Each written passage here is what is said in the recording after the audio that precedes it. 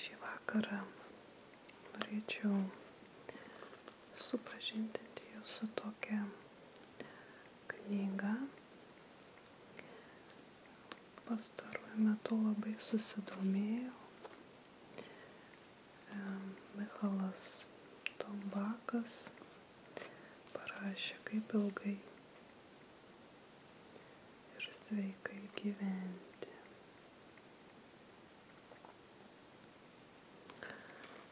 Habilituotas daktaras yra baigęs Maskvos universiteto biologijos ir chemijos fakultetą, JAV ir Rusijos hipnozės ir bioenergeterapijos mokyklos absolventas, parašė keletą knygų apie sveikatą ir gydymą.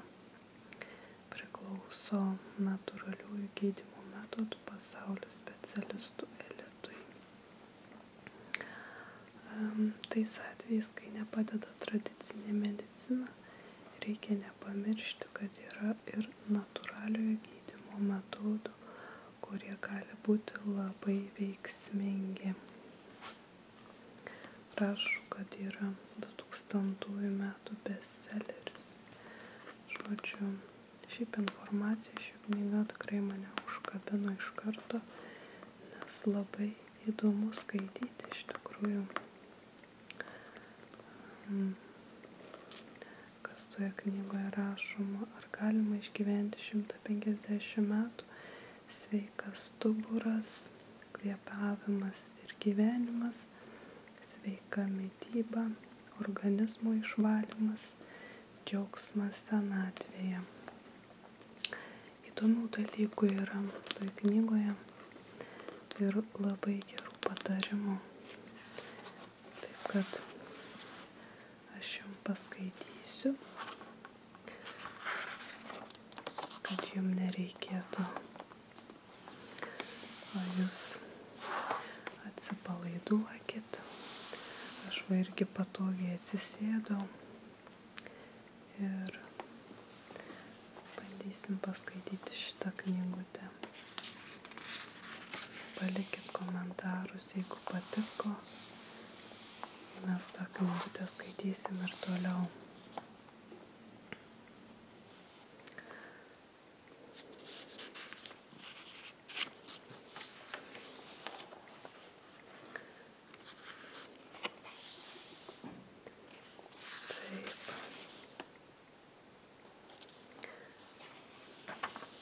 Turbūt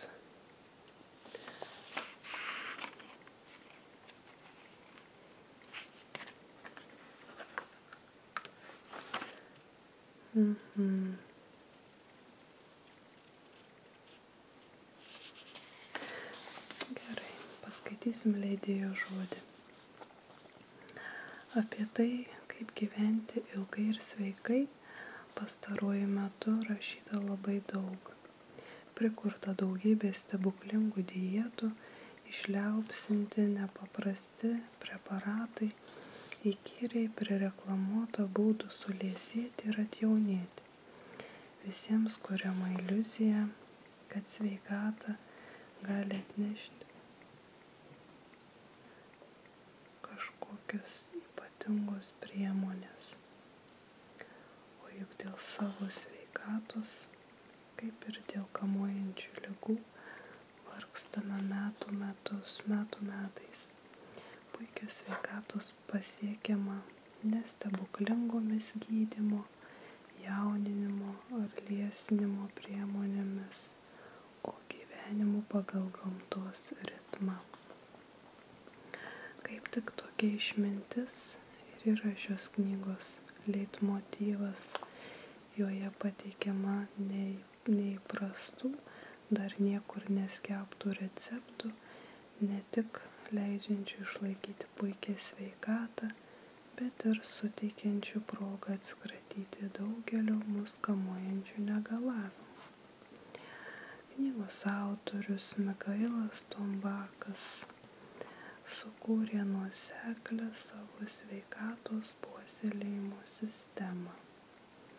Čia nėra stebuklingos dietos, tai yra tik stebuklingai paprastų receptų sveikatai puoselėti ir gelbėti.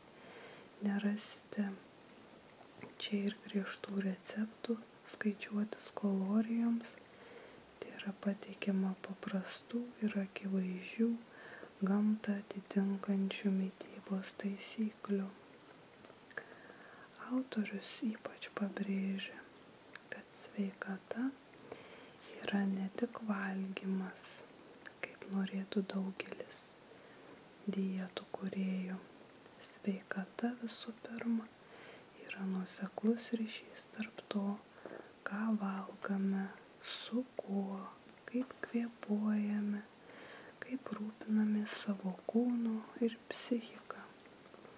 Tas, kuris šio dėsnio nesupranta, tikrai nesugebės nieko išgydyti. Neįprastos, dažnai šokiruojančios, nors kartu ir nepaprastai veiksmingos, yra Michalo Tombako instrukcijos, kaip valyti organizmą.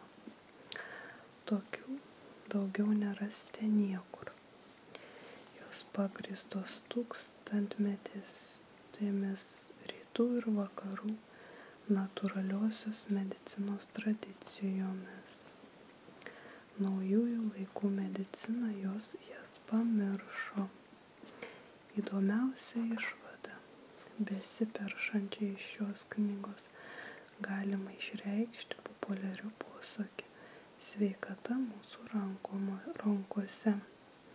Maža to, ši knyga įgalina savarankiškai, nechirurgiškai gydytis namie natūraliomis, lengvai prieinamomis medžiagomis, bet taip dabar įsigalėjusiu cheminiu arsenalu. Iš visos širdies kviečiame skaityti. Nagi, pažiūrėkime, kas toliau. Gerbiami skaitytojai, šios knygos autorius mano, kad joje pateikiama medžiaga, o ji liečia praktiškai visus žmogaus organizmo funkcionavimo aspektus, nėra be priekaišto. Gal specialistai ras joje ir kokių trūkumų, netikslumų, bet juk suprantama, knyga parašyta plačiai visuomeniai. Norėjau tik atkreipti dėmesį į tai, kaip mažai tai išmanome apie savo organizmą ir jo tiesioginius ryšius su mus supančia gamta. Labai dažnai nuo pasirinkto vienokio ar kitokio gydymo metodo priklauso žmogaus likimas. Tais atvejais, kai nepadeda tradicinė medicina, reikia nepamiršti, kad yra ir natūraliojo gydymo metodų, kurie gali būti labai veiksmingi. Aš tvirtai įsitikinęs, kad daugeliu gyvenimo atveju žmogus privalo būti pats savo gydytojas ir patarėjas. Jis privalo taip pažinti savo organizmo funkcijas, kad jis stengtų pats šalinti ligų ir negalavimų priežastis. Jei pasitelkia mano siūlomus patarimus, vieni iš jūsų pasijus geriau, kiti pasveiks, o dar kiti tiesiog supras, kad sveikata reikia rūpintis, tai mano tikslas bus pasiektas. Savo praktikoje išbandžiau daug gydymo krypčių ir daug receptų ir išrinkau iš jų tai, kas iš tikrųjų vertinga ir veiksminga. Mano atliktas darbas guli prieš jūs, naudokitės jo protingai.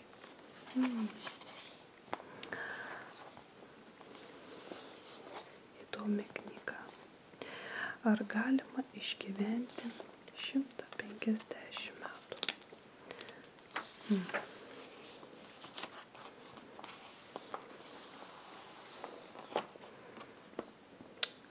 Aš buvau čia pasibrėžusi, iki kur skaityti tokius, bet iš tikrųjų, man atrodo, kad čia viskas svarbu. Tiesiog aš nežinau, man tai pasirodė, kad čia atrodo sunku ką ir išmesti. Taigi, pastaraisiais moksliniais tyrimais įrodyta, kad žmogaus organizmas yra viena didelė energetinė sistema, kurios visos ląstelės ir organai tarpusavyje glaudžiai susiję. Kiekvienas iš mūsų turi 3 rūšių energijos. Fizinės, kurios gauname iš maisto, astralinės, kurios gauname iš tėvų, mentalinės, kurios gauname iš kosmoso. Tokia 3 rūšių energija sudaro aplink mūsų kūną biologinį apvalkalą aurą, kuris nusako žmogaus fizinę ir psichinę būklę. Sprendžiant iš to, kiek žmogus turi energijos, turėtume išgyventi maždaug 150 metų, kadangi savo gyvenime skiriame 22 etapus, besikeičiančius kas 7 metai. Per 7 metus mūsų organizmo ląstelės yra pajėgios visiškai atsinaujinti. Tai reikia tik sudaryti tam reikiamas sąlygas.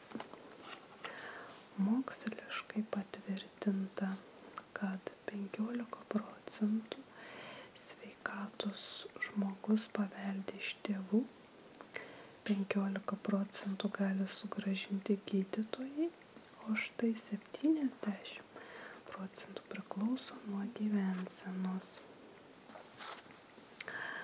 Savo gyvenime esu perskaitęs daug knygų apie ligas ir sveikatą. Galiu pasakyti, kad yra 5 pagrindiniai žmogaus sveikatos griovikai. Nesirūpinamas stuburu, B. Netinkamas kvėpavimas, C. Kūno vidaus higienos stoka, D. Netinkama mityba ir E. Negebėjimas gyventi laimingai. Pirma, nesirūpinimas stuburu. Kadaise žmogus remdavosi 4 galūnėmis ir jo stuburas, kaip ir žvėrių, buvo horizontalus. Na čia, tikėkit, netikėkit, kiekvienas padarom savo išvadas, ar vaikščiojom mes ant 4 ar nevaikščiojom. Nu tiek to, būdavo horizontalus. Visos jo kūno dalys pusiausvyros, taigi stuburo padėtis buvo ideali ir dėl to atlaikydavo daugelį apkrovimų. O štai, kada žmogus pradėjo vaikščioti 2 kojomis, stuburas tapo lengvai pažeidžiama kūno dalimi.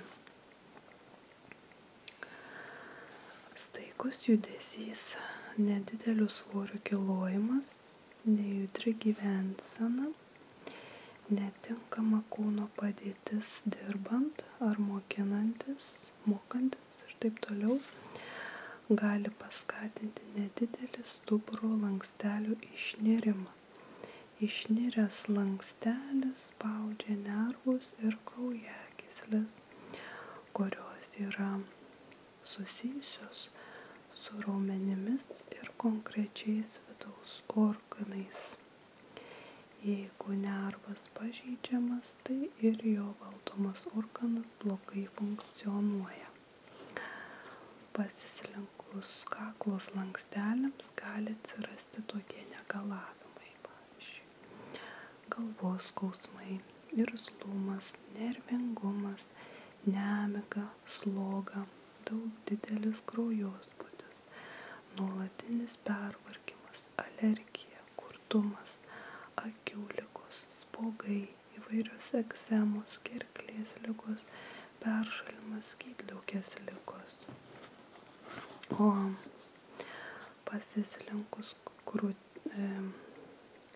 krūtinės slanksteliams astma, kosulys, pasunkėjęs kvėpavimas, šniokščiamas kvėpavimas, rankų skausmai nuo alkūnių žemyn, pečių skausmai, ligos dėl netinkamo širdies darbo, bronchitas, plaučių uždegimas, tulžies pūslės ligos, kepenų ligos, mažas kraujospūdis, kraujotakos sutrikimai, sąnarių uždegimas, skrandžio ligos, rėmo, skrandžio ir dvylikapirštės žarnos opa, skrandžio gleivinės uždegimas, inkstų ligos, nuolatinio nuovargio būsenos, odos ligos, spuogai, egzemos, šunluotės, reumatas, pilvo skausmai, tam tikrų rūšių nevaisingumas, pasislinkus juosmens slanksteliams,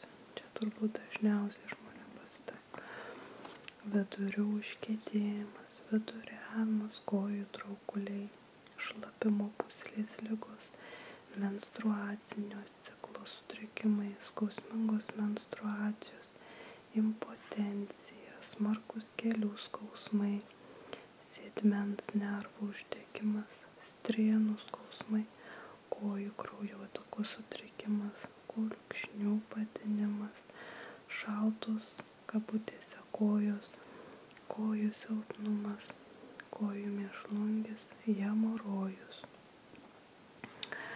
Ir čia dar ne visas sąrašas ligų, atsirandančių dėl nepakankamo domėjimosi savo stuburu. Atsiprašau, čia mano šuniukas nušoko nuo sofos. Amerikiečių mokslininkas Klasas knygoje Ligų priežastis rašė, kas 10 mokinys Amerikoje nešioja akinius, yra alergiškas, kenčia galvos ir pilvo skausmus. Šių visų negalių priežastis yra išsigimęs stuburas. Žmonės dažnai nežino, kad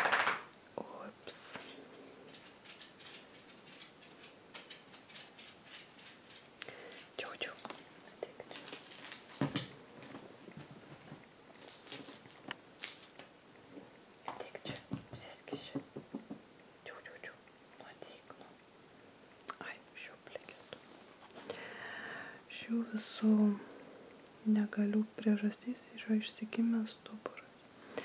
Žmonės dažnai nežino, kad 60% visų ligų turi tą pačią priežastį – blogą stuburo būklę.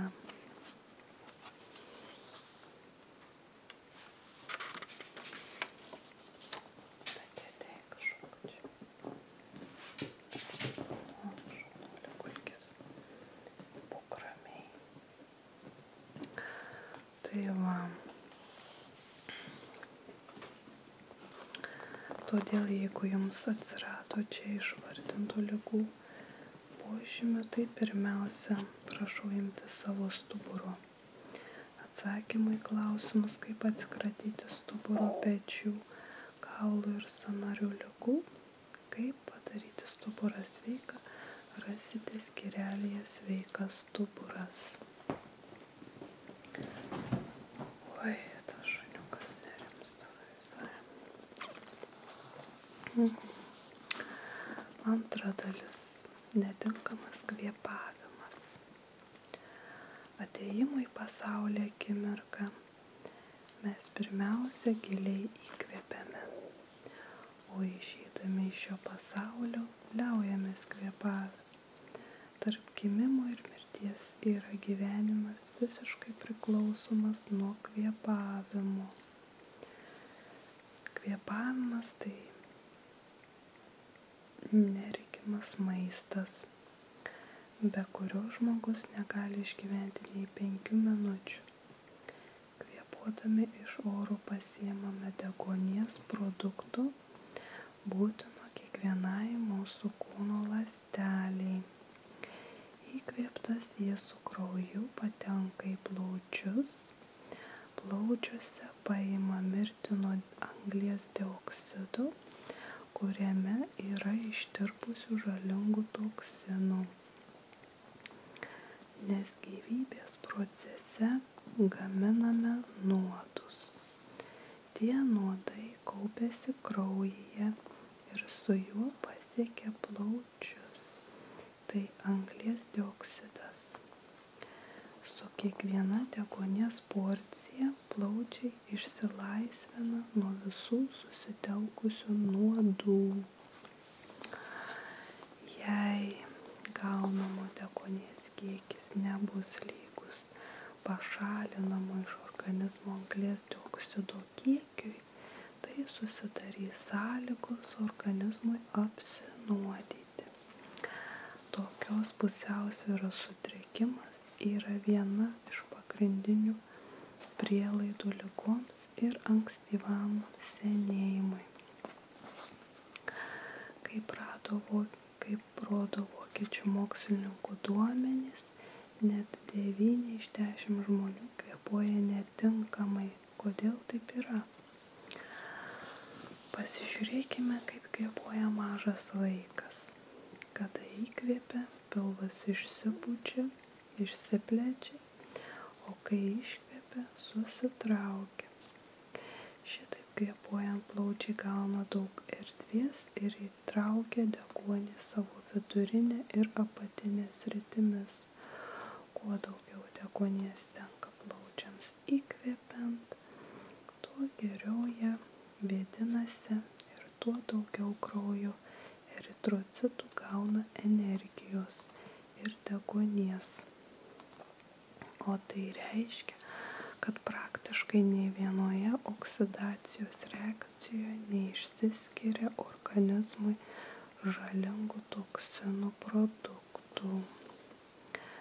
Kaip tik dėl tokio kvėpavimo būdo, kuris vadinamas diafragminiu, vaikas yra judrus, energingas, linksmas, o štai suaugęs žmogus kvėpuoja visiškai kitaip.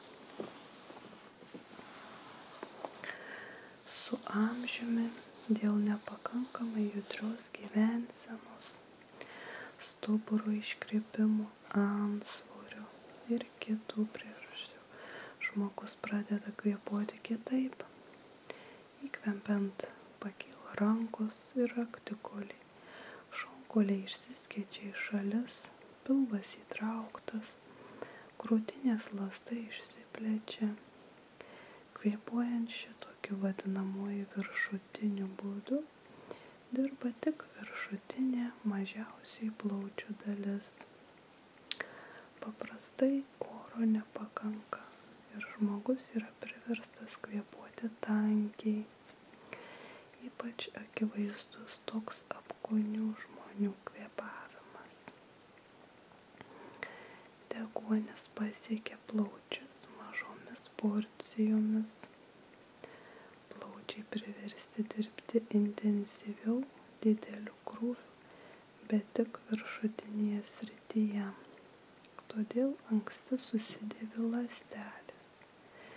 Plaučių audiniuose susidaro mirusios zonos, kur ląstelės nebegyvos, nebefunkcionuojančios. Kuo žmogus vyresnis, tuo mažiau ląstelių prisideda prie kvėpavimo. Organizmas jaučia vis didesnį nuolatinį deguonies badą, net jei esate gryname ore.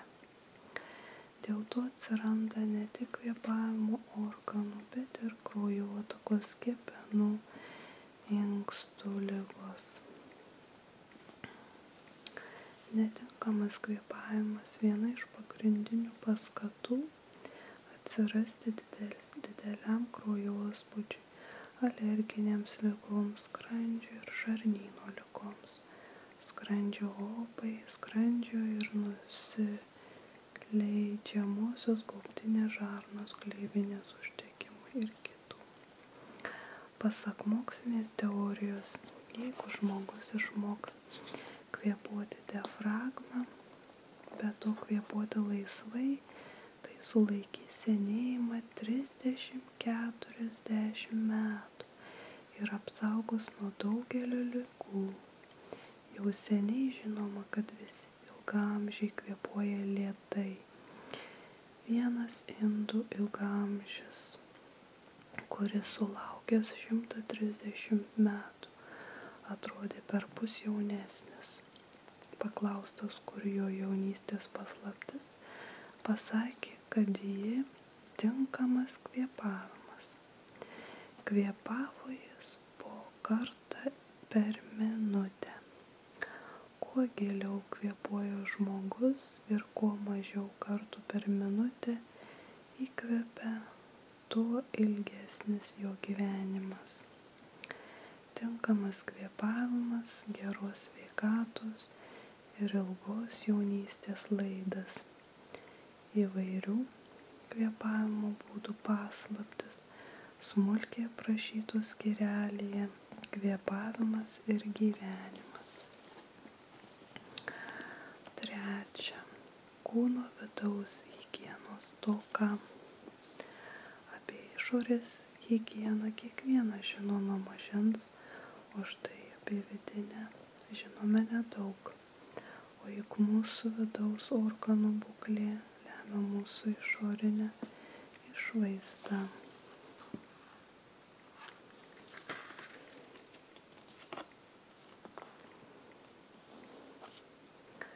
Mažai kas žino, kad suaugusio žmogaus storoje žarnoje yra nuo 8 iki 15 kg išmatų akmenų, kuriuos žmogus nešioja visą gyvenimą.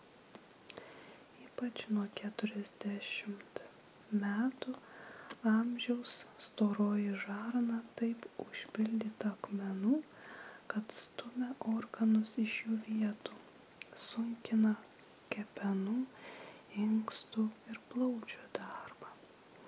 Čia ir yra esminė daugelio ligų priežastis. Pabandykime išsiaiškinti tų akmenų priežastį. Visą maistą galime sugrupuoti taip. Baltymai tai mėsa, žuvis, kiaušiniai ir kiti. Angliavandeniai, duona, medus, saldainiai, bulvės ir kiti. 3. Riebalai tai sviestas, aliejus, taukai ir kiti. Ir augaliniai produktai, daržovės, vaisiai, sultys. Angliavandenių virškinimas prasideda jau burnos ertmėje, baltymų skrandyje, o augalinių produktų plonojoje žarnoje. Taigi pakanka suvalgyti mėsos kartu su bulvėmis ir susilauksime virškinimo problemų, sutrikimų, Bulviai suvirškinti pakanka maždaug valandos, o mėsai reikia nuo 3 iki 7 valandų. Nepagalvojame, kad skirtingi maisto produktai virškinami skirtingą laiką. Daugybė energijos skirtos gyvybiniams procesams ir kovai su ligomis organizmas eikvoja besistengdamas suvirškinti pietus, sudarytus iš netinkamai parinktų produktų. Nesuvirškinti maisto likučiai pasiekia storąją žarną, atsiskiria nuo suvirškinto maisto, sukimba į gniužulą, vadinamą išmatų akmeniu. Storoji žarna mums tarnauja kaip vazonėlis augalams, o suvirškintas maistas atlieka gerai patręšto dirvožemio vaidmenį. Žmogus yra kaip medis. Storosios žarnos sieneles dengia šaknelės, kurios panašiai kaip augalų šaknys įsiurbia į kraują nuodingas medžiagas. Kiekviena atskira šaknelių grupė maitina atskirą organą. Pertekliniai likučiai šalinami, juk tai suprantama, o kas nutinka nesuvirškintam gniužului. Kitą kartą valgant prie jo prilimpa dar vienas, paskui dar. Nesuvirškintas maistas prisiklijuoja prie storosios žarnos sienelių. Žmogus nešioja jų net po keletą kilogramų. Kas nutinka tiems produktams saugomiems kabutėse daugelį metų aukštesnėje nei 36 laipsniai Celsijaus temperatūroje, nesunku įsivaizduoti. Toliau funkcionuojanti po nešvarumų sluoksnių storosios žarnos įsiurbimo sistema tiekia organizmui toksinus, vėžį sukeliančias medžiagas, puvimo produktus. Savaime suprantama, kad iš tų medžiagų naujų ląstelių neatsiranda. Tos medžiagos su krauju pasklinda visame organizme ir palengva nusėda ant kraujagyslių, sienelių ir sąnariuose. Iš to visiškai aišku, kad negali sirgti vienintelis žmogaus organas, serga visas organizmas. Tiesiog kuris nors organas sustreikuoja pirmas. Gydyti vien jį nėra prasmės, kadangi kai medicina gydo nuo kurios nors konkrečios ligos, tai iš tikrųjų šalina bendrosios ligos arba viso organizmo užsiteršimo vieną iš padarinių. O juk pagrindinis ligų sukėlėjas išlieka ir būna pasirengęs bet kuriuo metu pasireikšti kiekvienoje kūno dalyje.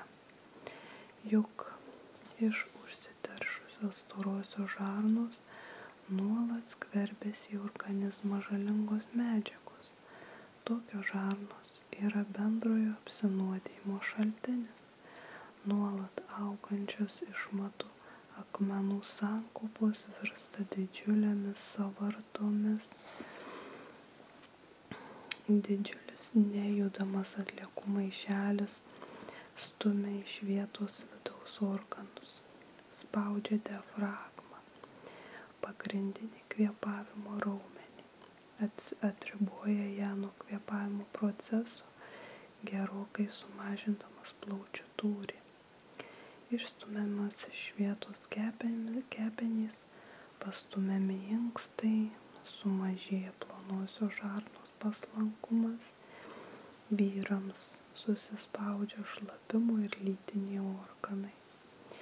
Ypač nukenčia išangė, perkrautos kraujagyslės išbrinksta ir susilieja į kruvinus gumbus. Sunku ir išvardyti visus ligų simptomus ir organų pažeidimus. Sunku numatyti visas ligas atsirandančias dėl nuolatinio storosios žarnos užteršimo, o viską pranoksta žarnų nepraeinamumas paskutinėje vėžio stadijoje, kai užsikemša siauras kanalas ir žmogus pasmerktas mirti dėl organizmo užterštumo. Storosios žarnos mikroflora. Storojoje žarnoje yra per 500 rūšių bakterijų. Sveikojoje storojoje žarnoje tos bakterijos perdirba maisto likučius. Naikina ligas sukeliančias bakterijas. Taip pat gamina būtinus organizmui vitaminus, hormonus, enzimus, aminorūgštis. Vartojant dideliais kiekiais baltymų storojoje žarnoje vyksta puvimo procesai, dėl kurių išsiskiria nuodingos dujos. metanas vadinamas. Šios dujos naikina bakterijas, gaminančias B grupės vitaminus ir turinčias labai svarbią funkciją saugoti organizmą nuo navikinių ląstelių susidarymo. Vadinasi, net vienintelės rūšies bakterijų stoka gali sukelti didžiulių mūsų sveikatos komplikacijų. Prancūzų profesorius Pašent rašo: pastebėjau, kad moterims susirgusiams krūties vėžiu 9 atvejais iš 10 galima buvo pastebėti žarnyno veiklos sustojimą. Jei prieš 10-15 metų būtų buvę imtasi profilaktinių priemonių, išvalyta storoji žarna, tai tikrai neatsirastų nei krūties navikas, nei kokia kita navikinė liga. Storoji žarna sveikatos saugiklis. Išmuš saugiklį ir čia. Gamta aprūpino žmogaus organizmą galinga gyvybinė sistema. Joje svarbus vaidmuo tenka storai žarnai. Kiekviena storosios žarnos atkarpa stimuliuoja tam tikrą mūsų kūno organą. Jeigu storoji žarna sveika, tai mums nebaisios jokios ligos. O jei storojo žarnoje atsiranda sąnašų ar pažeidžiama jos mikroflora, tai sveikatai iškyla pavojus. Piešinyje šitame pavaizduota, kurias ligas sukelia sąnašos įvairiose storosios žarnos vietose. Va čia toks piešinėlis yra. Pirma, vidurių pūtimas, užkietėjimas, dujos, dantų juodos apnašos, liežuvio pilkos, baltos ar gelsvos apnašos, dėmių, spenelinių karpų ant kūno atsiradimas. Vat.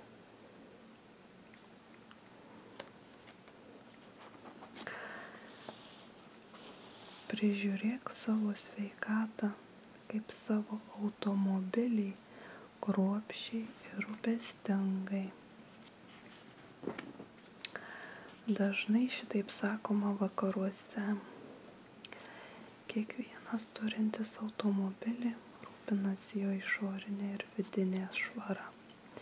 Pila geriausius degalus ir tepalus. Kodėl žmogus taip nesirūpina savo sveikata? Jei bent metus nesirūpinsime automobilio vidumi, prisikaups purvo ir dulkių, o štai dauguma žmonių visą gyvenimą nevalo savo vidaus. Ir todėl po 40 metų organizmas būna taip išsekintas kovos su nešvarumais, apnašomis ir ligas sukenčiamas bakterijomis, kad pasidaro nebeatsparus ligoms. Pažvelkite į save rimtai. Sunku rasti žmogų, kuris peržengęs tą magišką ribą liktų visiškai sveikas. Imkime pavyzdžiui vidutinę šeimą. Močiutei nuolat gelia sąnarius, kelius, kaulus, jie neprimato. Senelio silpna širdis, nesveikas virškinamasis traktas, gal serga astma. Tėvas turi virškinimo sutrikimų ir jam paskauda stuburą. Motinai dažnas vidurių užkietėjimas, nuolat skauda galvą. Paskalbus ar išplovus langus jai skauda pečius ir panašiai. Vaikai nešioja akinius, yra alergiški, jiems ant veido ir viso kūno egzemos, spuogai, nuolat juos kankina sloga ir peršalimas. Per televiziją dažnai reklamuojamos stebuklingos kabutėse priemonės nuo spuogų, ėduonies, sąnarių skausmų, gleivinės uždegimų, tačiau iš tiesų tai visos tos priemonės tai yra kova su padariniais, kurie akivaizdūs iš išorės ir kurių tikrosios priežastys slypi mūsų viduje. Gamta taip sutvarkė organizmą, kad kas sekundę gimsta ir miršta vienodas kiekis ląstelių. Užterštame organizme senų ląstelių visada daugiau negu naujų ir kaip tik toks balansas skatina ligas ir sunkią senatvę. Kūną sudaro ląstelės, jų evoliucija prasidėjo nuo paprasto vienaląsčio organizmo turinčio dvi angas, viena pritaikyta mitybai, imti maisto, o kita šalinimui. Tarp šių dviejų angų vyksta ląstelės gyvenimas. Jei sutrinka šalinimas, ląstelė žūva. Toks yra idealus, kad ir paprastas gyvo organizmo modelis. Žmogaus organizmą sudaro milijardai ląstelių, kurių veiklos pagrindas toks pat. Ląstelių šalinimo sutrikimai sukelia ligas ir mirtį.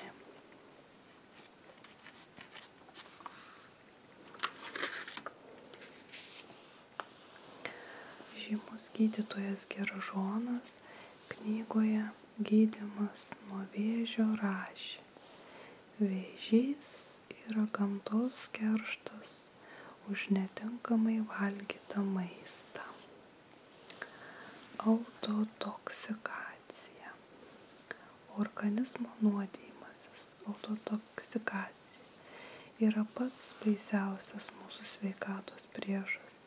Dėl jo atsiranda bemaž visos ligos, kadangi jų visų pradžia yra užnuodytas kraujas. Pažeidžiama širdis, kepenys, inkstai, sąnariai ir arterijos. Senovės išminčiai, jogai, egiptiečių ir tibetiečių gydytojai jau senovėje žinojo esminę tiesą. Storoji žarna privalo būti visiškai tvarkinga, jei žmogus tikrai nori būti sveikas. Sveikatą griauna netinkama mityba, ypač virti ir su krakmolu patiekalai, miltiniai, gausiai prisotinti sviesto ir cukraus, pakaitomis su baltymingais, mėsa, dešra, geltonų sūrio, pieno produktais, kiaušiniais. Visi šie produktai storojoje žarnoje palieka nuosėdų. Kiekvienas patiekalas virstantis gumulu, kuriame gausybė bakterijų išskiria nuodingą medžiagą, toksinus. Tie nuodai įsiurbiami pro storosios žarnos sieneles, paskui pasiekia kraują, pasklinda po visą organizmą ir sukelia ligas. Taigi matome, kad maistas ne tik kuria, bet ir naikina. Kaupdamosi storosios žarnos raukšlėse, nuosėdos sudaro akmenis, sukeliančius puvimą ir rūgimą. Šių procesų nuodingi produktai sukelia reiškinį, kuris pavadintas organizmo nuodijimusi autotoksikacija. Viena iš daugelio autotoksikacijos priežasčių yra vidurių užkietėjimas. Jeigu jis trunka 24 ar net 32 valandas, organizmui jau problema.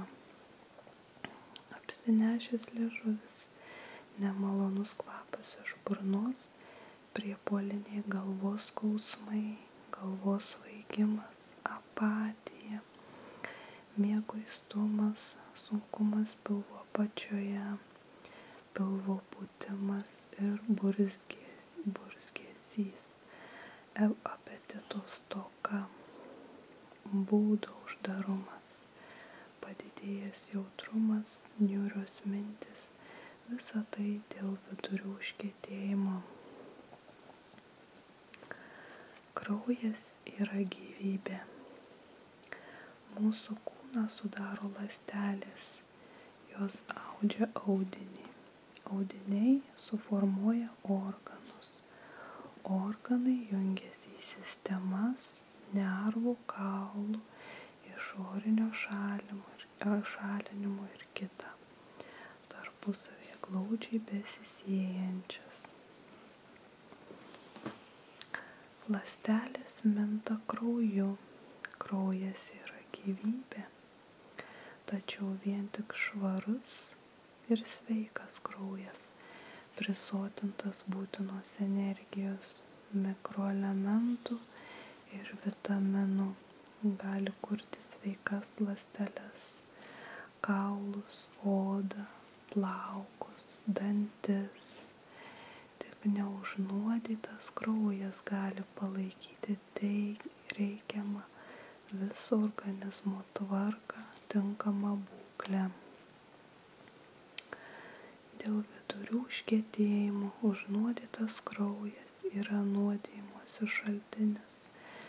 Daugelis ligų ateina pas mus per skrandį.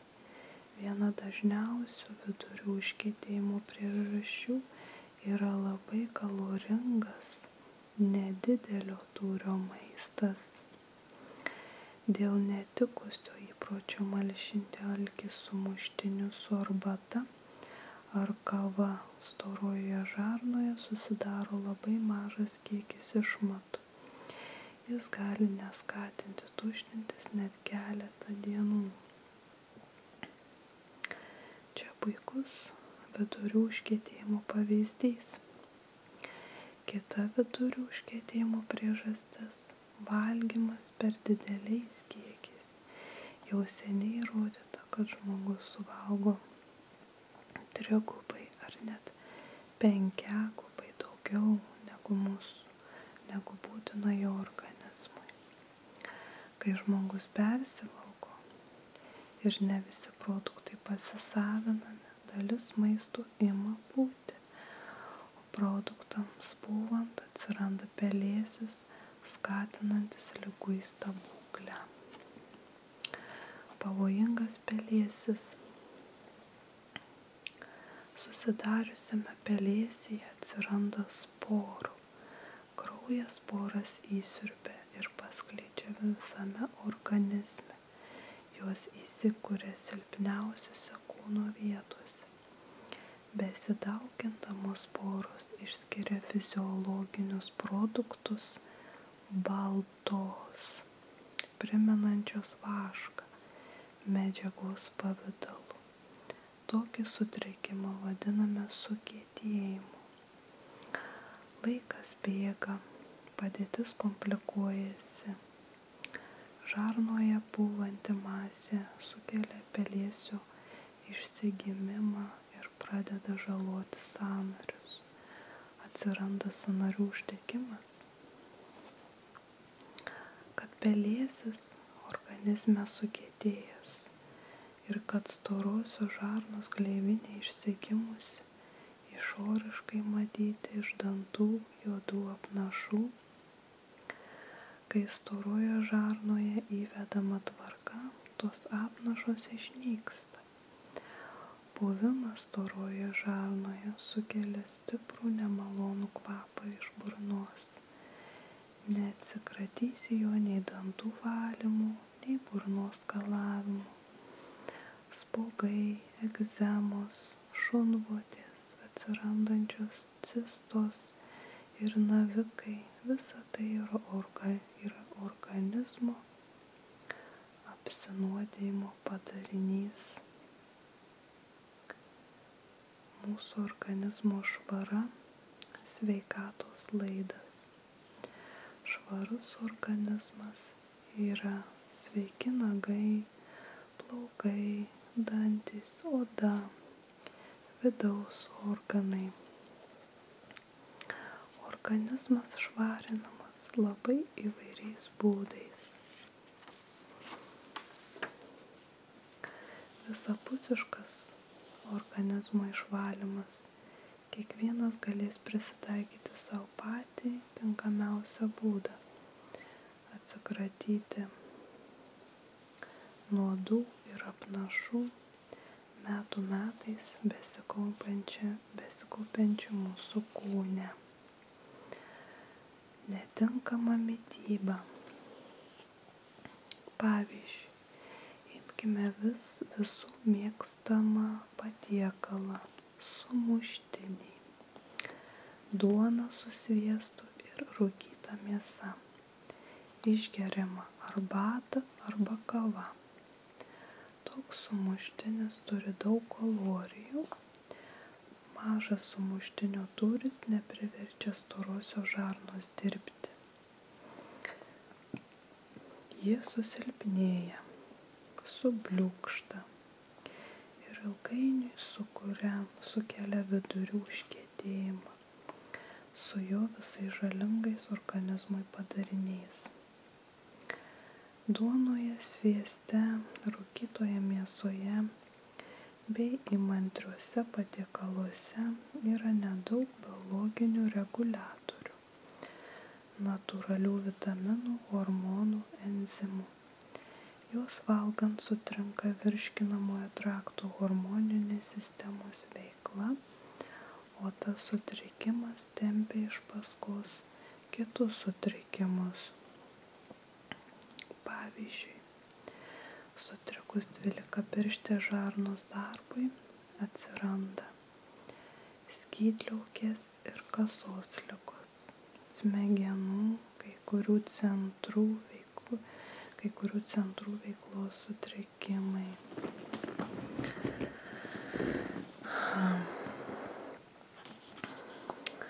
Duona, ypač kvietinė, visada yra kepama su mielėmis, kurios sukelia virškinamąją trakte puvimo ir rūgimo procesus. Duona priklauso angliavandeniams, sviestas riebalams, o rūkyta mėsa baltymams. Šios produktus valgant visus iš karto susidaro sunkiai virškinamas mišinys. Angliavandeniai iš dalies suvirškinami burnos ertmėje ir dvylikapirštėje žarnoje, baltymai skrandyje ir dvylikapirštėje žarnoje. Šiuose dviejuose organuose baltymams ir angliavandeniams virškinti išsiskiria įvairius virškinimo sultys. Skrandį pasiekia sviestas, tų sulčių funkciją slopina. Taigi, virškinimas sustabdomas, maistas skrandyje gulasi akmeniu. Užgerdami visą tai skysčiu, arbata, kava ar kita, nuplauname nesuvirškintą maistą ir rūgštingas skrandžio sultis į dvylikapirštę žarną. Dvylikapirštėje žarnoje vyksta šarminė reakcija. Rūgštingos skrandžio sultis ėda dvylikapirštės žarnos gleivinę. Prasideda jos uždegimas. Ima graužti rėmuo, atsiranda opa, o ilgainiui ir viso virškinimo trakto ligos.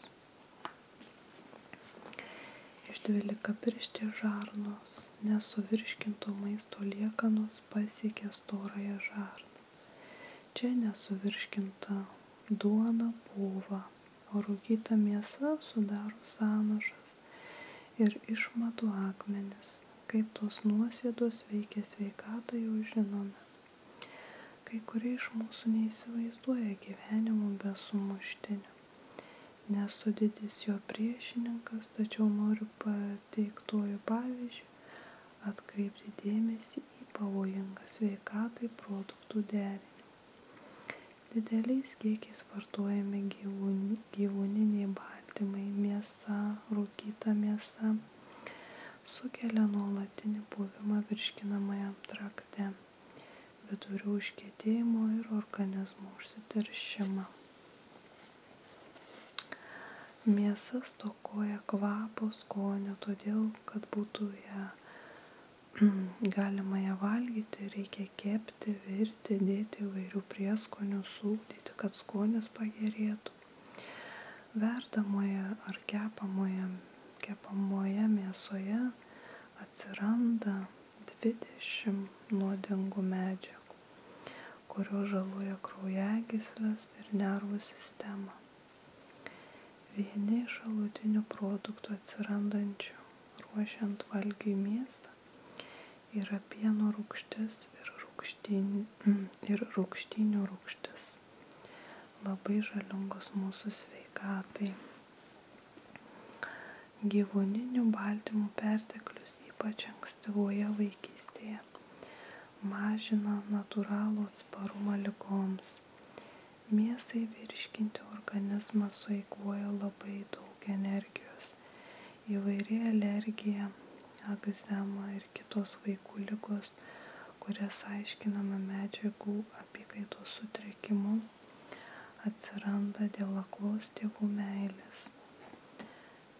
Kaip tik jie dosniai maitindami vaiką mėsa, nesupranta pamažu savo vaiką žudantys. Koks maistas teikia mums gyvybinės energijos, ogi toks, kuris auga saulės spinduliuose. Vien tik saulė yra universalus energijos ir viso, kas gyva šaltinis. Gamta apdovanojo augalus gebėjimu sugerti ir perdirbti saulės energiją. Paskui augalai atiduoda ją žmogui. Kiekvienas iš mūsų gali lengvai suskaičiuoti kalorijas sunaudotas per parą. Kasdien valgant įvairų maistą reikia priskaičiuoti ir saldumynus, kavą, ledus ir kitą. Gauname vidutiniškai 2500 kalorijų. Pasaulinės sveikatos organizacijos duomenimis, nuo gimimo akimirkos iki pat mirties žmogus vidutiniškai sunaudoja 50 milijonų kalorijų. Dabar galime apskaičiuoti vidutinę gyvenimo trukmę valgant mišrų maistą. 50 milijonų kalorijų energija sunaudota per visą gyvenimą dalijame iš 2500 kalorijų iš energijos sunaudotus per parą ir gauname 20 000 parų arba 58 metus.